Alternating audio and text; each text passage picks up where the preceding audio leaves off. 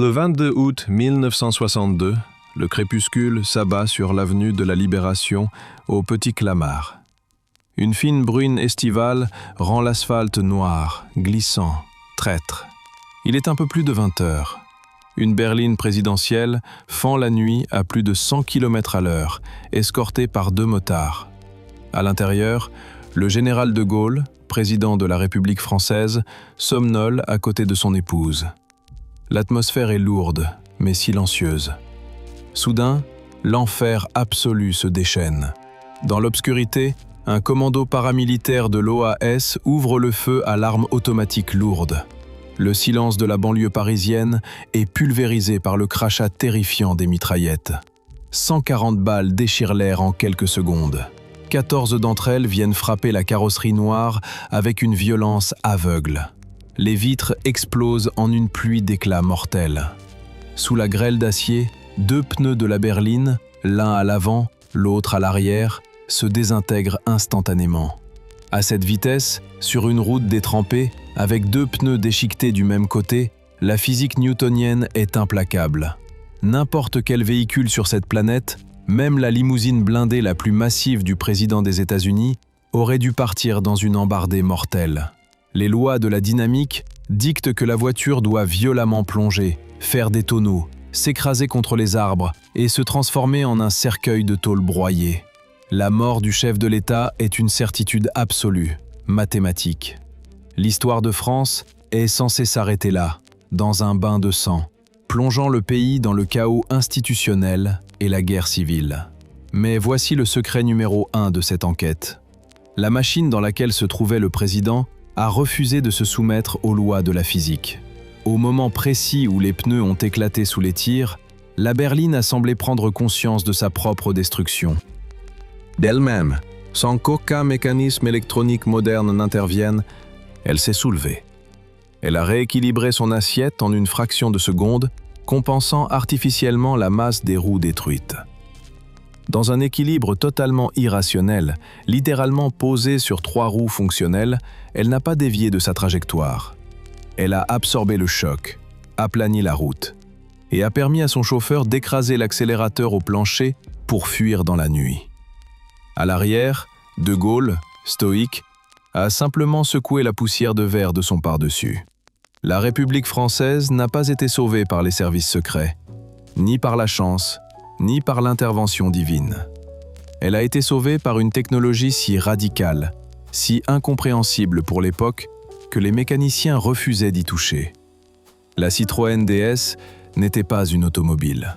C'était une anomalie technologique, un vaisseau spatial posé par erreur sur les routes d'une France d'après-guerre encore rurale. Au cours de cette heure, je vais déclassifier les 69 secrets les plus sombres, les plus fascinants et les plus jalousement gardés de l'histoire de la DS. Nous allons disséquer les entrailles de cette divinité mécanique. Ce n'est pas seulement l'histoire d'un design de génie, c'est l'histoire d'une guerre secrète.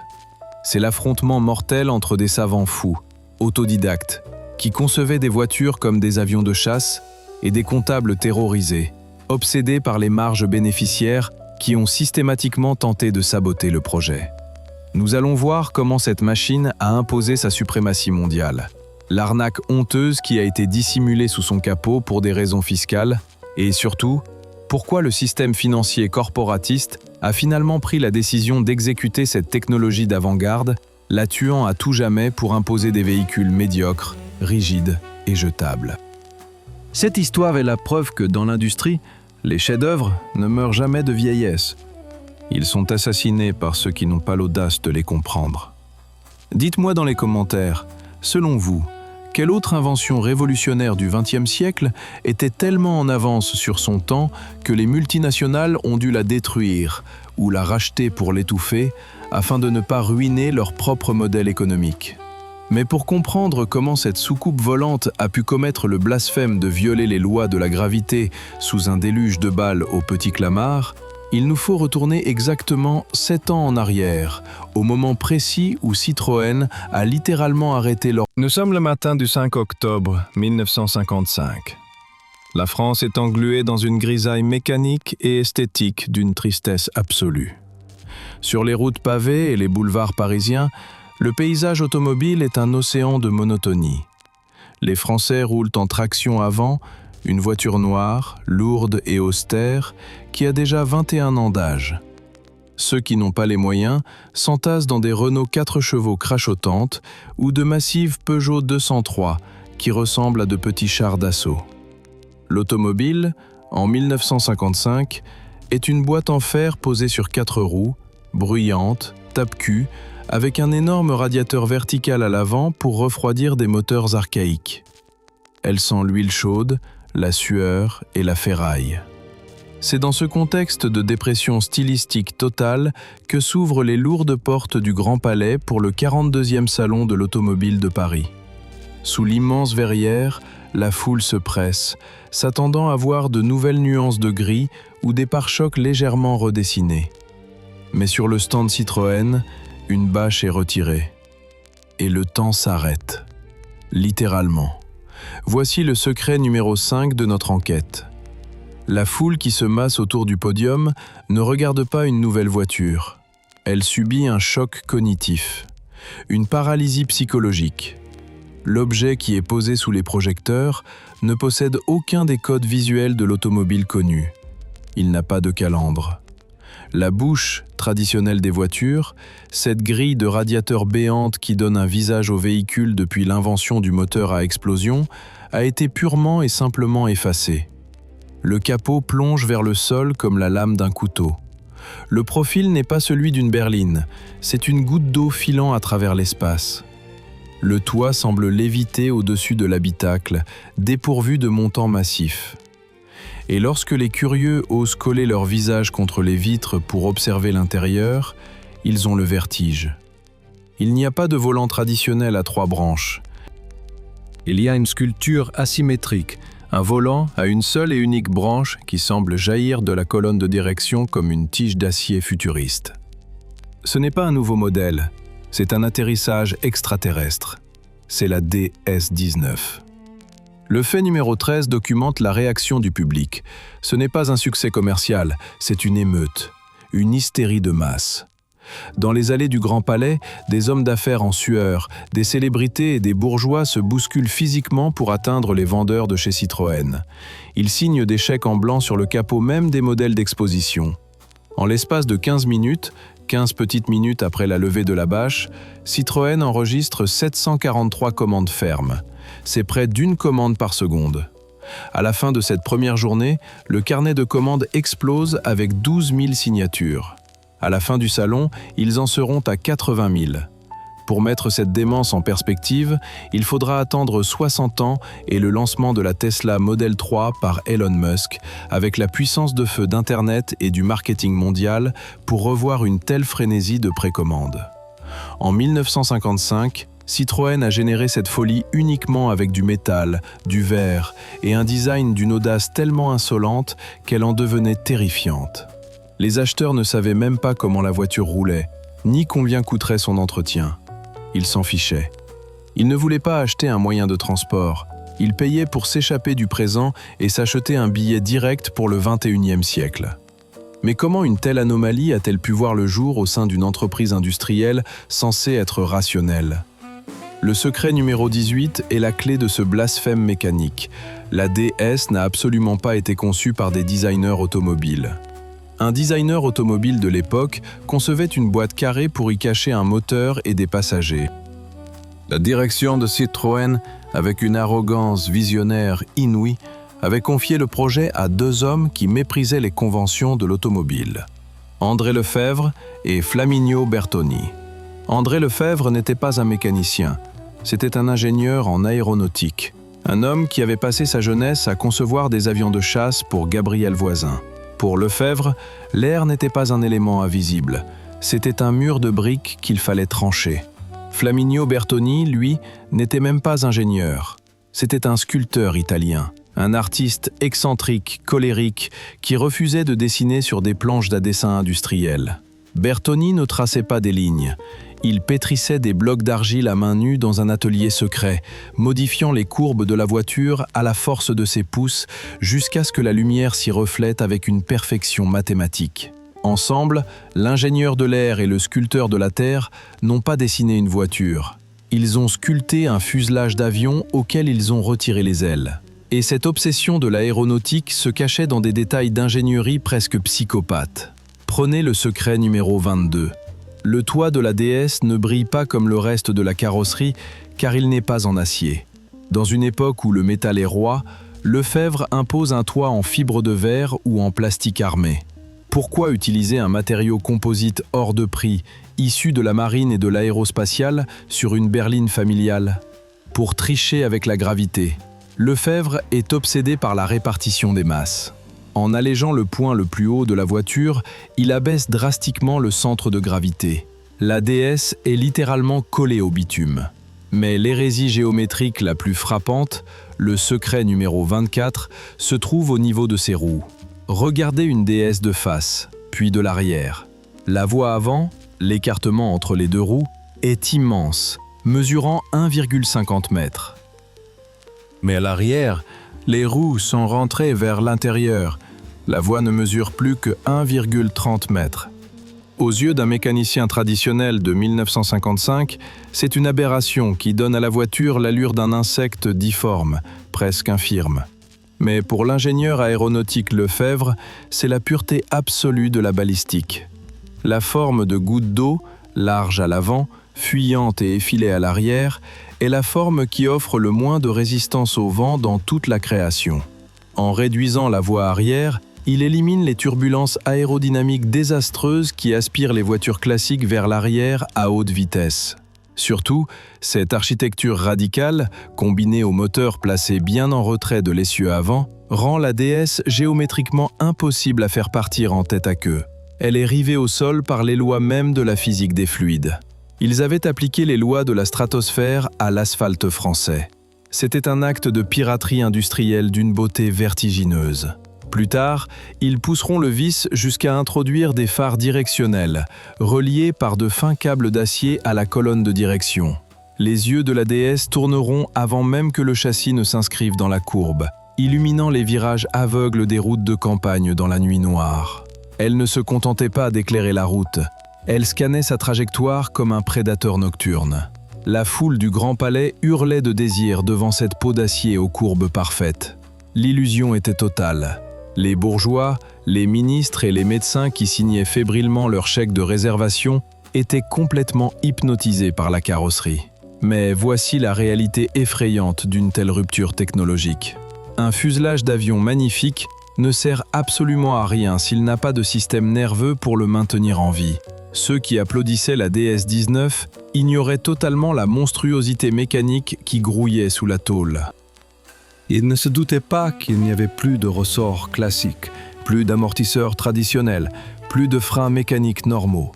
Tout, absolument tout dans cette voiture, du volant jusqu'à l'embrayage en passant par les roues, était interconnecté par un réseau de veines et d'artères synthétiques où bouillonnait un fluide sous une pression de plus de 170 bars. Ce n'était pas de la mécanique, c'était de la biologie synthétique.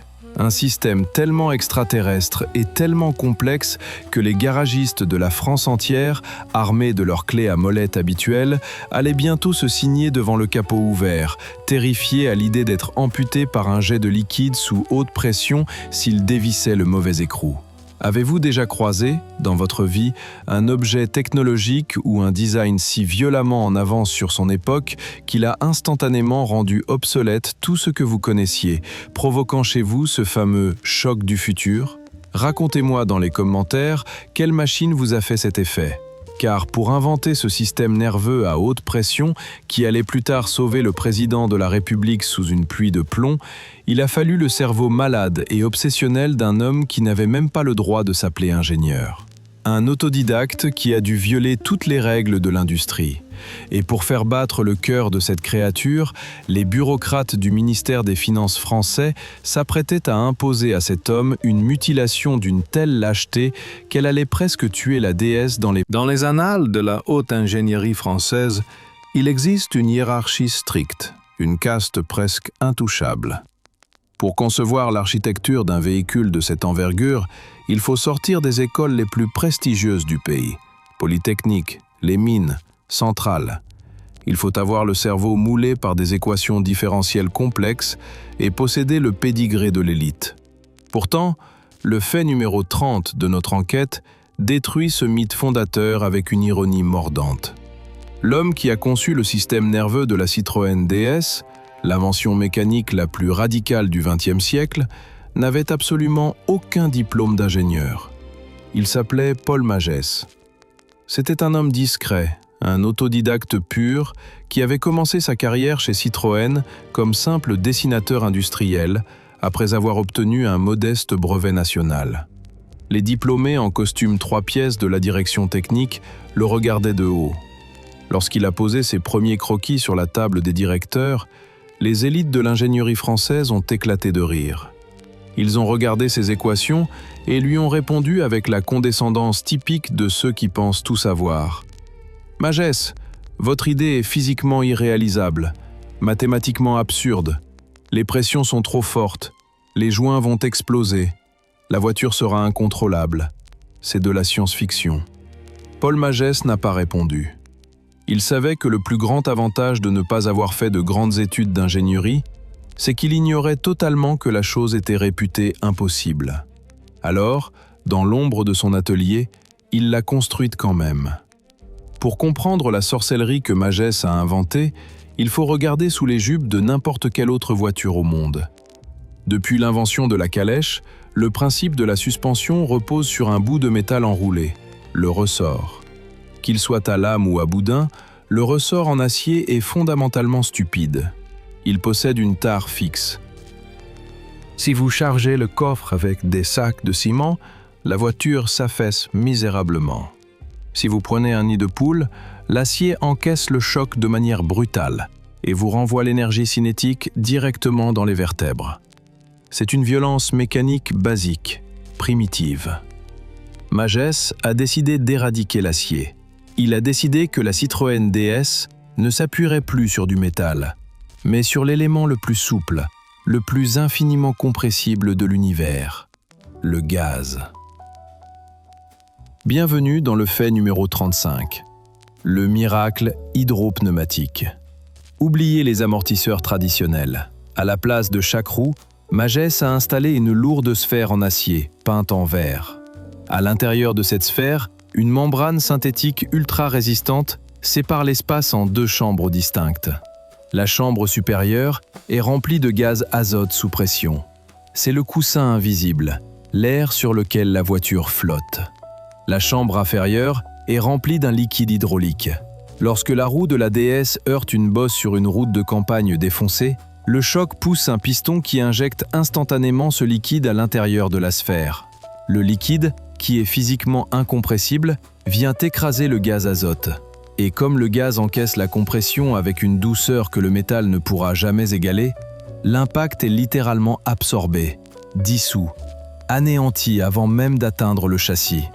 Le passager ne ressent absolument rien. La voiture lévite. C'est le tapis volant d'Aladin, traduit en équation de mécanique des fluides. Mais la véritable magie, le frisson viscéral que ressentait chaque propriétaire de DS, se produisait au moment précis de tourner la clé de contact. À l'arrêt, moteur coupé, la pression retombait. La DS se vidait de son fluide, s'affaissait lourdement sur ses roues, le ventre posé sur le bitume, comme un grand fauve endormi. Elle semblait morte. Mais dès que le démarreur s'enclenchait, une lourde pompe haute pression, reliée au moteur, se mettait à marteler avec un cliquetis métallique caractéristique. C'était le battement de cœur de la machine. Cette pompe aspirait le fluide depuis un grand réservoir et commençait à le propulser à travers un labyrinthe de tuyaux d'acier à une pression terrifiante de plus de 170 bars. Soudain, dans un sifflement de respiration artificielle, l'arrière de la carrosserie se soulevait majestueusement du sol, suivi quelques secondes plus tard par l'avant. La voiture se levait, elle s'étirait, elle prenait vie sous les yeux éberlués des passants. C'est ici que l'obsession de Magès bascule de la simple suspension vers l'écosystème absolu. Fait numéro 42. Ce fluide, qui deviendra mythique sous le nom de LHM, liquide hydraulique minéral, en raison de sa couleur fluorescente, ce véritable sang vert, ne se contentait pas d'absorber les chocs. Il était le système nerveux central de l'intégralité du véhicule. Le sang vert alimentait la direction assistée, d'une douceur tellement irréelle qu'une femme pouvait faire un créneau à ce vaisseau de près d'1,5 tonne en ne tournant l'immense volant à une branche qu'avec son auriculaire. Le sang vert contrôlait également la boîte de vitesse. Il n'y avait pas de pédale d'embrayage dans une DS-19, juste un minuscule levier frêle au bout des doigts. C'était le système hydraulique qui se chargeait de faire patiner l'embrayage avec une précision millimétrée, calculant le régime moteur mieux que le pied humain le plus expérimenté. Mais l'application la plus radicale, la plus terrifiante de cette pression hydraulique se trouvait sous le pied droit du conducteur. Dans une DS, vous ne trouverez pas de pédale de frein.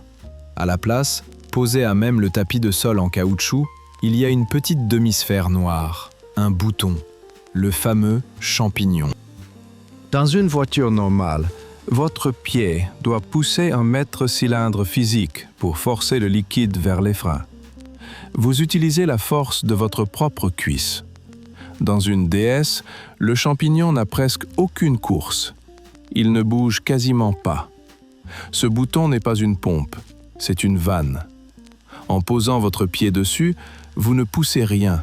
Vous vous contentez d'ouvrir un robinet qui libère instantanément la furie des 170 bars de pression hydraulique accumulés directement dans les immenses disques de frein, qui étaient d'ailleurs montés à l'intérieur du châssis en sortie de boîte de vitesse pour réduire les masses non suspendues. La puissance de décélération était d'une violence psychotique. Les premiers acheteurs, habitués aux freins spongieux des années 50, écrasaient le champignon par réflexe. Le résultat était instantané. La DS se figeait sur place comme si elle avait percuté un mur de briques invisibles, projetant tous les passagers le visage la première dans le pare-brise, provoquant des carambolages en chaîne avec les voitures qui les suivaient et qui étaient bien incapables de s'arrêter aussi court. Il fallait réapprendre à conduire. Il fallait caresser le champignon avec les orteils, penser le freinage plutôt que l'exécuter. Cette complexité extrême terrifiait le monde de la mécanique traditionnelle. Les garagistes de campagne, habitués à frapper sur des ressorts rouillés avec des masses en fer, refusaient tout simplement de soulever le capot de la DS. Ils regardaient cet entrelac de tuyaux d'acier tressés, de sphères sous pression et de répartiteurs, la peur au ventre. Si un mécanicien dévissait le mauvais écrou sans avoir au préalable dépressurisé le système avec la vis de conjoncteur-disjoncteur, un jet de liquide hydraulique sous 170 bars de pression pouvait lui sectionner un doigt net ou le rendre aveugle instantanément. Ce n'était plus de la mécanique, c'était du désamorçage de bombes. Pourtant, cette arrogance technologique permettait des miracles absolus. Et c'est le fait mythique numéro 45. Comment changiez-vous un pneu crevé sur le bord d'une route avec une DS? Vous ne sortiez pas de cric. Le cric est un outil primitif. Vous montiez dans la voiture et vous poussiez la manette de réglage de la hauteur de suspension sur la position haute extrême. Le sang vert inondait les sphères et la voiture se dressait sur ses pattes comme un chameau. Vous glissiez alors une simple béquille métallique sous le point d'ancrage du côté crevé. Puis, vous remettiez la manette en position basse. Que se passait-il? La voiture essayait de descendre, mais comme la béquille bloquait la caisse d'un côté, le système hydraulique, confus mais obéissant, rétractait les roues de ce côté-là vers le haut, à l'intérieur de la carrosserie. La DS levait la patte. La roue crevée pendait dans le vide, libérée de toute contrainte, prête à être dévissée. C'était un tour de prestidigitation qui laissait les passants bouche bée sur le bord des routes nationales. Cette capacité surnaturelle à lever ses propres membres n'était pas qu'un gadget pour épater la galerie lors d'une crevaison. C'était l'application physique directe de la loi fondamentale de compensation hydraulique que Paul Magès avait créée. Et sans que personne ne s'en rende compte en 1955, c'est très exactement cette fonction, cette intelligence artificielle mécanique qui se tenait tapis dans l'ombre, attendant son heure 7 ans plus tard pour sauver la vie de Charles de Gaulle sur l'asphalte détrempé du Petit Clamart. Dites-moi dans les commentaires, Avez-vous déjà eu peur de toucher à la mécanique d'une voiture parce que sa technologie vous semblait trop complexe ou trop dangereuse, comme ces garagistes des années 50 face à la DS? Avez-vous une histoire de panne impossible à résoudre à cause de l'électronique moderne? Car la DS possédait l'enveloppe extérieure d'une déesse de la stratosphère et le système nerveux d'un prédateur génétiquement modifié. Tout était parfait. Tout était prêt pour imposer l'hégémonie de Citroën sur la planète entière. Mais un corps divin et un sang vert sous haute pression ne sont rien s'ils ne sont pas propulsés par un cœur digne de ce nom. Pour animer ce vaisseau spatial, André Lefebvre avait exigé la conception d'un moteur révolutionnaire. Un magnifique bloc à plat 6 cylindres inédit, un chef-d'œuvre de puissance et de souplesse capable de terrasser les Mercedes allemandes. Mais au dernier moment, l'ombre glaciale du ministère des Finances français, les taxes punitives de l'État et la panique des comptables de Citroën se sont abattus sur le bureau d'études. Ils allaient commettre le crime parfait. Ils allaient ouvrir le capot de la déesse, lui arracher son cœur de pur sang et le remplacer par le cadavre mécanique d'un tracteur agricole. Et cette mutilation financière inavouable allait provoquer une hémorragie si violente qu'elle a bien failli tuer la voiture. Prenez place à bord de la DS. Enfoncez-vous dans ces immenses sièges moelleux, d'un confort que l'on ne retrouve même plus dans les salons des palaces parisiens. Observez la lumière qui inonde l'habitacle grâce à l'absence de montants massifs. Posez vos mains sur ce volant futuriste à une seule branche. Tournez la clé de contact. Le démarreur s'enclenche, le système hydraulique se met sous pression, la voiture lévite majestueusement pour se mettre en position de route. L'illusion d'être aux commandes d'un vaisseau spatial prêt à franchir le mur du son est totale, absolue, enivrante.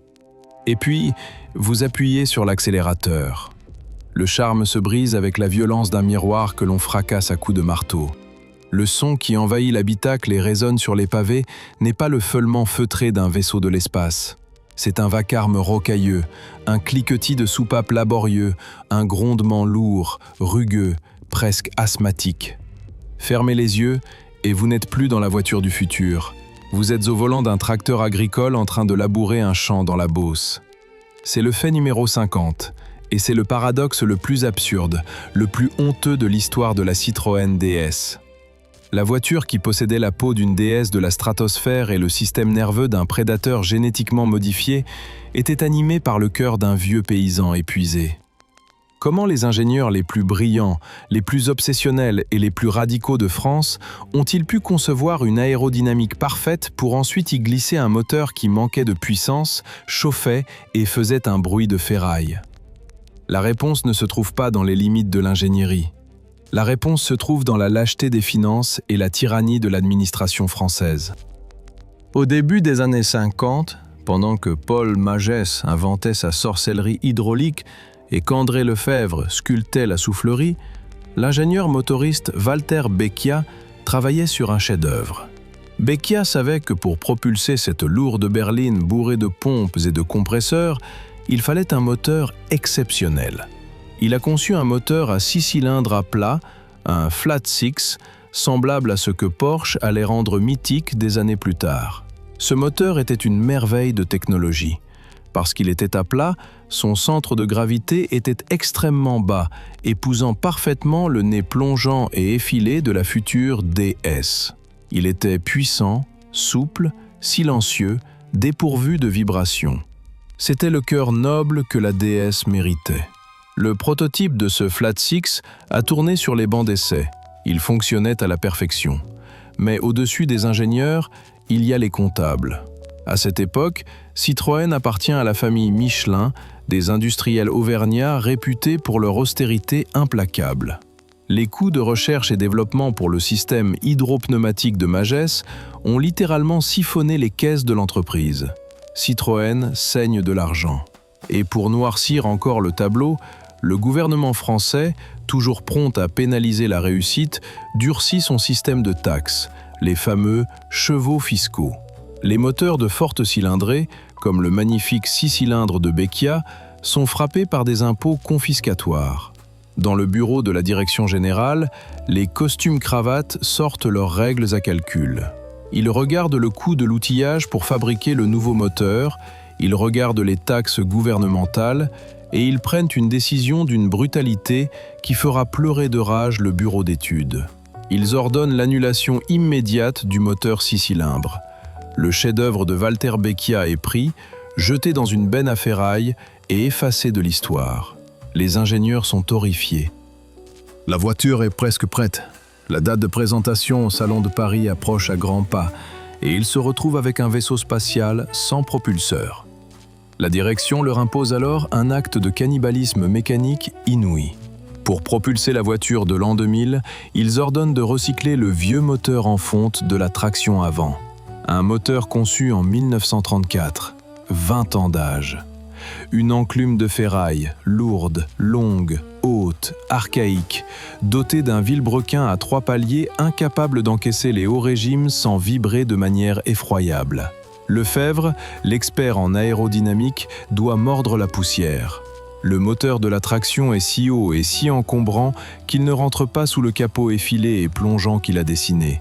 Qu'à cela ne tienne, on le force à ouvrir le capot et à repousser le moteur de la traction à l'envers, presque à l'intérieur de l'habitacle, collé contre les genoux des passagers avant, pour pouvoir refermer la carrosserie. On modifie à la hâte la culasse pour lui faire cracher quelques chevaux supplémentaires, mais l'illusion est pitoyable. Sous la robe de haute couture, Citroën a caché un cadavre exhumé. Pourtant, au salon de 1955, personne ne s'en rend compte. La ligne est si belle, la technologie hydraulique est si éblouissante que le public pardonne le bruit de tracteur. Les carnets de commandes explosent. Citroën a gagné son pari. Les comptables se frottent les mains, persuadés d'avoir réalisé l'économie du siècle. Mais l'ingénierie possède une justice immanente qui ne pardonne jamais les compromis financiers. La revanche de la mécanique va s'abattre sur Citroën avec une violence inouïe. Nous sommes en 1956 et 1957. Les premiers clients, fiers et émerveillés, prennent possession de leur DS-19. Ils paradent sur les Champs-Élysées. Et très rapidement, l'émerveillement se transforme en un cauchemar éveillé. La voiture commence à s'autodétruire de l'intérieur. Le système de Paul Magès, ce génial réseau d'artères sous haute pression, nécessite un fluide pour fonctionner. Avant de devenir le fameux LHM vert et inerte que l'on connaîtra plus tard, Citroën utilisait un liquide hydraulique synthétique appelé LHS. Et ce liquide, rouge comme le sang, était une véritable liqueur du diable. Le LHS était profondément hydrophile.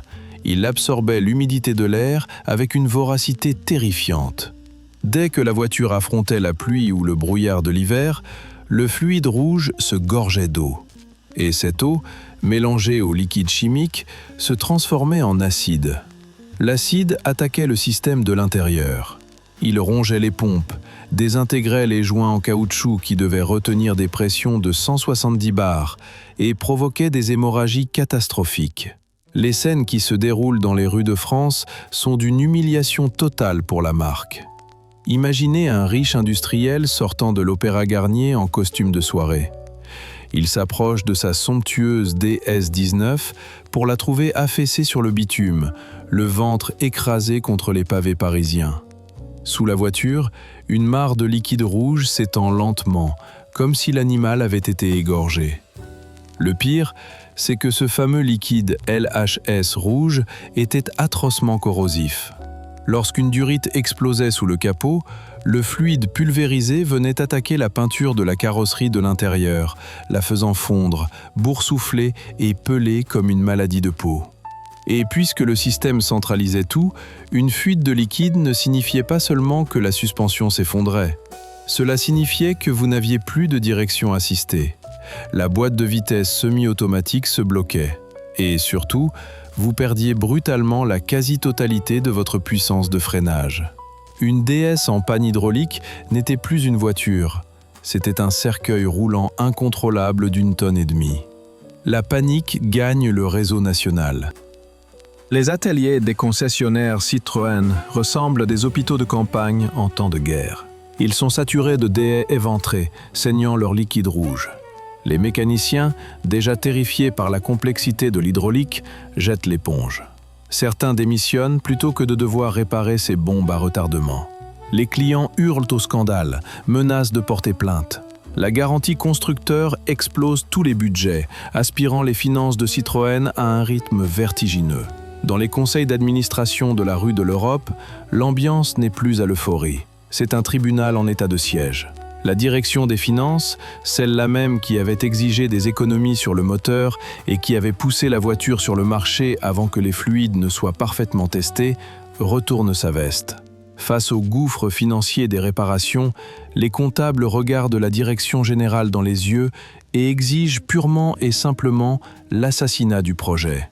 Ils veulent stopper les chaînes de montage. Ils veulent arrêter la DS. Pour eux, le système hydropneumatique est un monstre indomptable, une folie de savants fous qui est en train d'entraîner l'entreprise vers la banqueroute totale. Ils proposent de capituler, d'arracher l'hydraulique, de remettre des ressorts en ferraille classique, un embrayage mécanique et de transformer la voiture en une berline banale, rassurante, docile. Ils veulent tuer la DS pour en faire une servante. La pression est étouffante. Les ventes commencent à ralentir. Le doute s'installe dans l'esprit du public. Le vaisseau spatial français, mutilé par ses propres créateurs, est sous assistance respiratoire. Avant que le destin ne bascule, prenez un instant pour y réfléchir. Avez-vous déjà acheté un objet de haute technologie, une voiture ou un appareil censé être révolutionnaire, qui est tombé en panne de manière si catastrophique dès les premières semaines que vous avez regretté votre achat? Racontez-moi dans les commentaires quelle a été votre pire expérience avec un produit technologiquement trop en avance sur son temps, lancé sur le marché alors qu'il était encore bourré de défauts de conception. Car, à ce moment précis de l'histoire, la Citroën DS est cliniquement condamnée. Les dirigeants ont le stylo en main pour signer l'arrêt de mort de la technologie de Paul Magès. L'entreprise entière tremble au bord de l'abîme financier. Mais l'univers possède une ironie dramatique foudroyante. Ce n'est pas un ingénieur, ni un expert marketing qui va sauver la voiture de la casse. C'est l'histoire géopolitique de la France qui s'apprête à faire irruption sur l'asphalte. L'imperfection mécanique la plus honteuse de l'industrie française, ce réseau de veines hydrauliques capricieuses qui fuyait dans les rues de Paris, allait être confronté à l'épreuve balistique ultime. Et, dans une mare de sang, de verres brisés et de douilles de balles, la DS... Les dossiers financiers de Citroën étaient posés sur la table, prêts à être signés. La sentence de mort de la suspension hydropneumatique n'attendait plus que l'encre des dirigeants. Le système inventé par Paul Magès, ce chef-d'œuvre qui fuyait et ruinait la marque, était sur le point d'être arraché des entrailles de la DS pour la transformer en une voiture ordinaire, docile, soumise aux lois de l'acier et de la rentabilité. La direction financière avait gagné. La révolution technologique allait être étouffée dans un bureau. Mais l'histoire a le don de pulvériser les feuilles de calcul avec une violence que les comptables ne peuvent jamais anticiper. Car pour sauver cette machine de l'exécution corporatiste, il a fallu qu'une exécution politique échoue. Nous sommes en 1962. La France est une poudrière absolue. La guerre d'Algérie vient de s'achever dans un déchirement national traumatisant. Une faction armée clandestine, l'OAS, organisation de l'armée secrète, considère le général de Gaulle comme un traître absolu et jure sa perte. Ce n'est pas un groupuscule d'amateurs exaltés.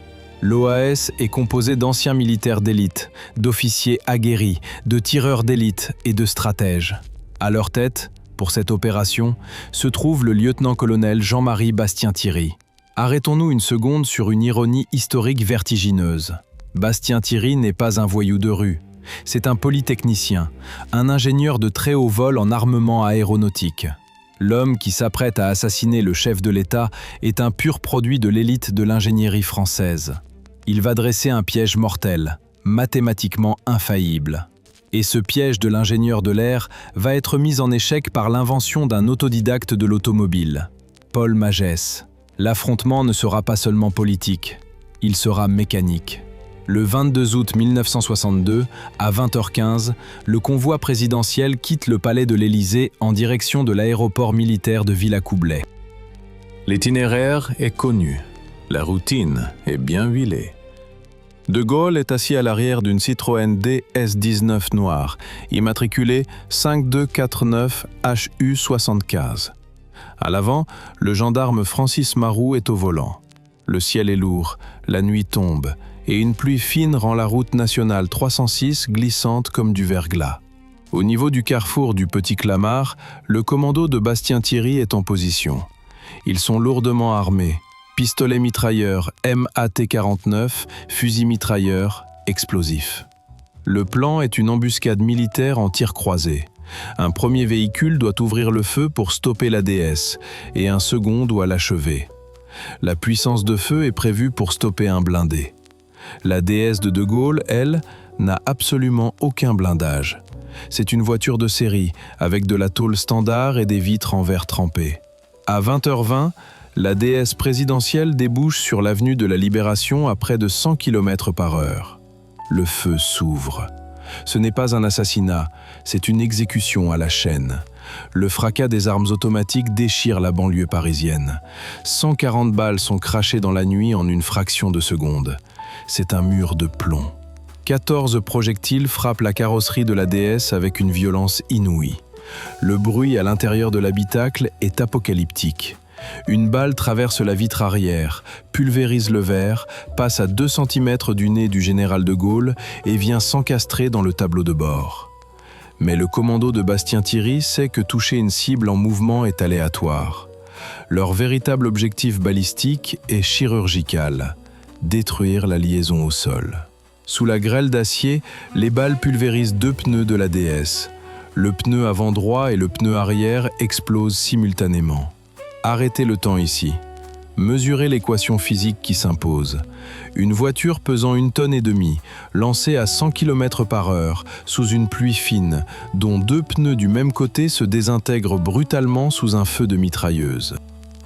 Les lois de la dynamique newtonienne ne laissent aucune place au doute. Le centre de gravité de la voiture doit s'effondrer d'un côté. La jante en acier nu doit mordre violemment l'asphalte détrempé, créer un pivot incontrôlable et faire partir le véhicule dans une série de tonneaux dévastateurs. Maroux, le chauffeur, devrait perdre instantanément la direction, le volant lui échappant des mains sous la force centrifuge. La voiture devrait s'écraser contre les platanes ou les vitrines des magasins.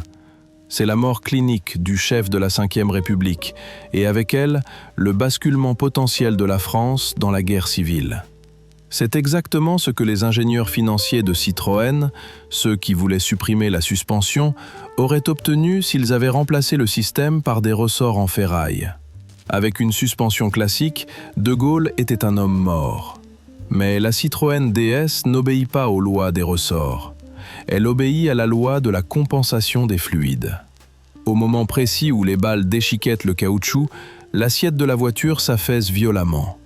Instantanément, la barre anti-roulis, qui relie mécaniquement les roues au système hydraulique, perçoit cette anomalie. Elle agit comme un nerf sensitif. Elle ouvre en grand les vannes des correcteurs de hauteur. La réponse est foudroyante. Le liquide sous haute pression, ce sang qui fuyait et terrifiait les mécaniciens, est propulsé massivement dans les sphères du côté touché. La membrane d'azote est écrasée, le liquide s'engouffre. La voiture lève littéralement sa propre carrosserie pour compenser le vide laissé par les pneus éclatés. En une fraction de seconde, le système de Paul Magès annule la gravité du côté droit. Il transfère l'immense majorité du poids du véhicule sur les roues intactes. La DS ne part pas en tête à queue, elle ne fait pas de tonneau. Elle se stabilise, dressée sur son propre fluide, roulant virtuellement sur 3 roues, en parfait équilibre. Au volant, le gendarme Francis Maroux sent la direction se raidir légèrement, mais le système d'assistance hydraulique, alimenté par la même pompe, encaisse la force cinétique. Le volant ne lui arrache pas les bras. Maroux comprend qu'il a le contrôle. Il écrase l'accélérateur de cet antique moteur archaïque. Le 4 cylindres crache ses tripes, hurle dans la nuit, et la DS accélère. Elle fonce à travers la pluie de balles, sort de la zone de mort en dérapant majestueusement sur son coussin d'azote et disparaît dans la nuit, laissant le commando de l'OAS pétrifié d'incompréhension sur le trottoir. Un tireur d'élite relatera plus tard cette vision fantomatique, une voiture criblée de balles, sans pneus, fuyant à toute vitesse en lévitant au-dessus du sol. Quelques minutes plus tard, la déesse mutilée pénètre sur le tarmac de la base aérienne de Villacoublay. Les portières s'ouvrent. De Gaulle, sanglé dans son immense stature, s'extrait de l'habitacle. Il époussette les éclats de verre tombés sur les revers de sa veste croisée. Il se tourne vers ses officiers de sécurité, blêmes et tremblants, et lâche cette phrase qui va entrer dans la légende, avec un flegme absolu. Cette fois, c'était tangent. Mais ils tirent comme des cochons. Dès le lendemain matin, la nouvelle ne fait pas seulement la une des journaux français. Elle explose sur la planète entière. Les images de la déesse noire, les vitres en miettes, les jantes broyées, s'affichent du New York Times au Asahi Shimbun. Et l'histoire qui l'accompagne est un conte de fées mécaniques. Le monde entier découvre que le président de la France a survécu à une embuscade militaire mortelle, non pas grâce à un bataillon de garde du corps, mais grâce à la sorcellerie de sa voiture. La légende se forge instantanément. La Citroën DS n'est plus une voiture de luxe capricieuse, compliquée ou peu fiable. Elle devient un objet sacré. Elle est le bouclier de la nation. Elle est la seule machine au monde capable de regarder la mort dans les yeux, d'encaisser 140 balles, de perdre ses roues et de continuer sa route. Les conséquences dans les bureaux de la rue de l'Europe, au siège de Citroën, sont cataclysmiques, mais dans le sens inverse de ce que prévoyaient les financiers.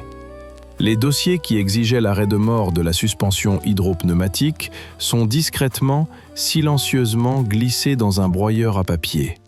Il est soudainement, politiquement et commercialement impossible d'arrêter de produire la machine qui vient de sauver le héros de la libération. L'aura de la déesse devient intouchable. Les ventes repartent à la hausse avec une furie renouvelée. Les rois, les présidents étrangers, les ministres du monde entier exigent de rouler en DS. Les bourgeois pardonnent les fuites de liquide, ils pardonnent le bruit rugueux du moteur. Ils veulent posséder ce morceau d'invincibilité. De Gaulle lui-même, reconnaissant, refusera jusqu'à la fin de sa présidence de monter dans une autre voiture qu'une Citroën, obligeant l'État français à acheter des dizaines de modèles exclusifs pour l'Élysée. Le triomphe de Paul Magès et d'André Lefebvre est absolu. Leurs détracteurs sont humiliés, réduits au silence par la preuve balistique de leur génie. L'ingénierie pure a vaincu les mathématiques comptables. L'audace a terrassé la rentabilité. Mais posez-vous cette question. Qu'est-ce qui est le plus dangereux pour un inventeur de génie? Une voiture imparfaite qui attire les critiques ou une voiture élevée au rang de mythe intouchable que personne n'ose plus améliorer? Dites-moi dans les commentaires.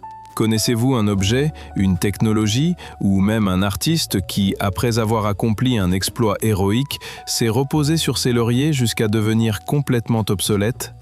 L'histoire pardonne-t-elle à ceux qui refusent d'évoluer sous prétexte qu'ils ont un jour sauvé le monde? Car le sauvetage du petit Clamart a offert à la Citroën DS une prolongation de vie inespérée, la propulsant au panthéon des dieux de la mécanique. Mais les dieux, dans l'industrie automobile, n'ont pas d'espérance de vie éternelle. Les financiers qui avaient voulu la tuer en 1962 n'avaient pas abandonné. Ils avaient juste reculé dans l'ombre, attendant patiemment que l'entreprise soit à genoux. Et pour commettre le meurtre parfait de la technologie la plus avancée du siècle, il fallait qu'un acteur extérieur, un rival mortel, rachète Citroën avec l'intention féroce de débrancher la machine pour toujours. L'assassin est en route. Les dieux de la mécanique ne meurent jamais sur le champ de bataille. Lorsqu'une machine a prouvé son immortalité sous le feu des balles, lorsqu'elle a sauvé la vie d'un chef d'État et redéfini les lois de la physique, on pourrait naïvement croire qu'elle a gagné le droit de vivre éternellement. Après l'attentat du petit Clamart, la Citroën DS n'était plus un simple assemblage de tôle et d'acier. Elle était devenue une relique sacrée, un monument national intouchable. Pendant plus d'une décennie, elle a continué de survoler les routes d'Europe, regardant ses concurrentes s'effondrer sur leurs suspensions à ressort primitifs. Elle a fait rêver des millions d'hommes et de femmes, incarnant une époque où la France ne suivait pas le futur, mais l'inventait. Pourtant, le fait numéro 68 de notre enquête cache une vérité foudroyante. L'aura d'invincibilité d'une légende ne pèse absolument rien face au cynisme d'un conseil d'administration en état de panique financière. En 1975, la dernière Citroën DS sort discrètement des chaînes de montage, tirant sa révérence après 20 ans d'un règne absolu. Officiellement, elle est remplacée par la Citroën CX, une berline magnifique, profilée, qui hérite du fameux système hydropneumatique. Le public pense que le passage de relais s'est fait en douceur, que le sang vert continuera de couler dans les veines des voitures françaises pour les décennies à venir. C'est une illusion d'optique parfaite. Car derrière les portes closes, la marque Citroën n'est déjà plus maître de son propre destin. Elle vient d'être avalée vivante. Pour comprendre la mise à mort lente et sadique du chef-d'œuvre de Paul Magès, il faut revenir 1 an en arrière, au fait numéro 69, le dernier clou de ce cercueil technologique. En 1974, Citroën est une entreprise exsangue, financièrement au bord du gouffre. Son arrogance technologique a fini par lui coûter cher. La marque s'est ruinée dans des projets d'une audace folle et ruineuse. Le rachat du constructeur italien Maserati pour concevoir la majestueuse SM, le développement de moteurs rotatifs Wankel qui consommaient des quantités astronomiques d'essence en pleine crise pétrolière et l'entretien d'une gamme déséquilibrée. La famille Michelin, propriétaire historique de Citroën, décide de fermer les vannes. Il cède l'entreprise. Et qui le gouvernement français pousse-t-il à racheter ce joyau de l'innovation ? Le groupe Peugeot, le prédateur historique de Sochaux, la marque du lion. L'ironie est d'une cruauté absolue. Confier Citroën à Peugeot, c'est comme confier un laboratoire de recherche quantique à un groupe d'experts comptables victoriens. Les deux entreprises ont des ADN génétiquement incompatibles. Citroën, c'est l'avant-garde, la prise de risque suicidaire, le confort absolu, le refus des conventions. Peugeot, c'est le conservatisme protestant, la rigueur, l'acier traditionnel, la rentabilité avant la passion. Lorsque les ingénieurs de Peugeot pénètrent dans les bureaux d'études de Citroën, ils ne sont pas émerveillés par le système hydropneumatique. Ils sont horrifiés. Ils regardent ces sphères, ces pompes haute pression, ces kilomètres de tuyaux tressés et ces litres de liquide LHM, et ils ne voient pas un tapis volant. Ils voient une hérésie financière. Pour eux, l'hydropneumatique coûte atrocement cher à fabriquer, nécessite des ouvriers hautement qualifiés, exige un service après-vente complexe et, surtout, empêche de standardiser les pièces avec les modèles Peugeot. L'ordre de mise à mort est secrètement validé. Mais Peugeot sait pertinemment qu'ils ne peuvent pas débrancher la machine du jour au lendemain. La clientèle Citroën est composée de fanatiques, d'esthètes et de gros rouleurs qui refuseront catégoriquement de revenir à des suspensions classiques. S'ils suppriment le sang vert d'un coup, c'est la faillite assurée de leur nouvelle acquisition. La stratégie adoptée par la direction de PSA est donc celle de l'empoisonnement lent. Un assassinat étalé sur 4 décennies. Peugeot va commencer par normaliser l'animal. Il s'attaque d'abord aux commandes. Le fameux champignon, ce bouton magique qui offrait un freinage d'une puissance psychotique, est arraché. On le remplace par une banale pédale de frein, reliée artificiellement au système hydraulique pour ne pas perturber les conducteurs habitués aux voitures médiocres. Ensuite, la direction assistée ultra directe, la fameuse DIRAVI, est discrètement abandonnée au profit de systèmes mécaniques classiques. Le vaisseau spatial est progressivement dépouillé de ses commandes de vol. Puis vient l'humiliation des plateformes. Sous la carrosserie de la Citroën BX, puis de la Xantia, les dirigeants de Peugeot imposent l'utilisation d'un maximum de pièces communes avec leur propre modèle, la Peugeot 405. Le système hydropneumatique survit, mais il est relégué au rang d'option compliquée, un simple gadget rapporté sur un châssis qui n'a plus rien de révolutionnaire. À chaque nouvelle génération, de la XM à la C5, les comptables grignotent les budgets. Ils remplacent la mécanique pure par des capteurs électroniques capricieux, ils isolent les sphères, ils diluent la magie. jusqu'au coup de grâce final, le moment de vérité où le cynisme triomphe de l'histoire. En 2015, dans une indifférence glaçante, le couperet tombe officiellement. La direction du groupe PSA, sous l'égide de Carlos Tavares, publie un communiqué de presse lapidaire. Après 60 ans de bons et loyaux services, la production de la suspension hydropneumatique est définitivement arrêtée. L'usine d'Asnières, le cœur historique où étaient usinées les sphères vertes avec une précision chirurgicale, ferme ses portes pour toujours.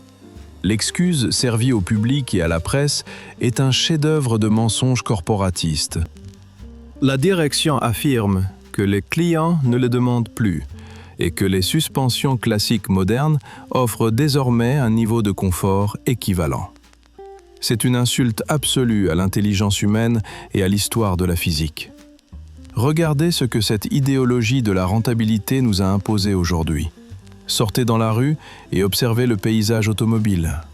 Nous sommes passés de berlines profilées comme des gouttes d'eau, capables de survoler les champs labourés sans secouer un verre d'eau posé sur le tableau de bord, à quoi ?